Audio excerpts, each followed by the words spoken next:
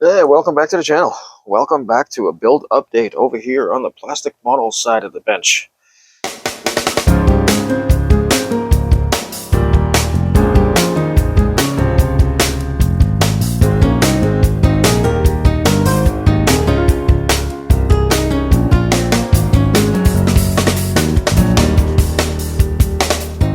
Progress. We're getting really close to laying down some paint on the body.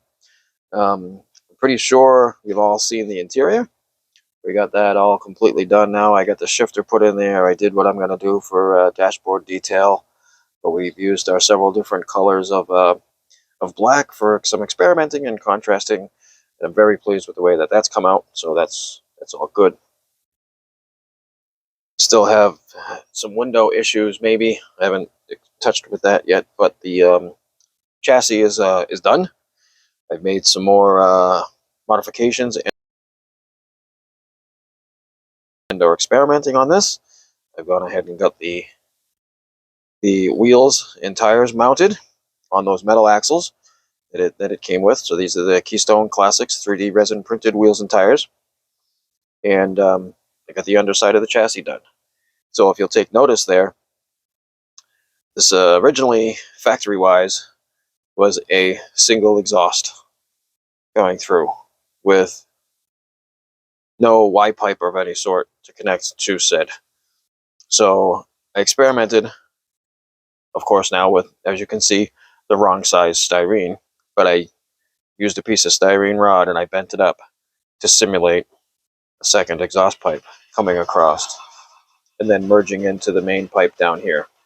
Not at all like how a factory setup would be, or even an aftermarket setup would be. It's how Mike's setup is at Mike's Mods and Customs. It was experimenting. I wanted to see if I could make it happen. I mean, now doing it differently, I would have merged them up here somewhere, but that's what I did. I think it looks all right.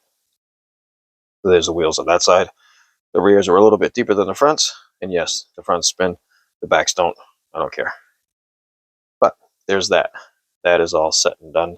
I've had to make some modifications to this firewall section that I had it glued onto there because it was hitting the exhaust, so it didn't want to set down all the way. So there's that. So the process we're at now, close to the finish line, but a lot could happen. We're wet sanding this body. So this body has been obviously primered and wet sanded once with the rounds of, where did I go? 4,000, 6,000, 8,000 wet sanding. Found some boo-boos and mistakes. Hit it with some more primer. If you recall earlier on, I glued on this lower valance section, the lower front bumper. So there was gaps in here.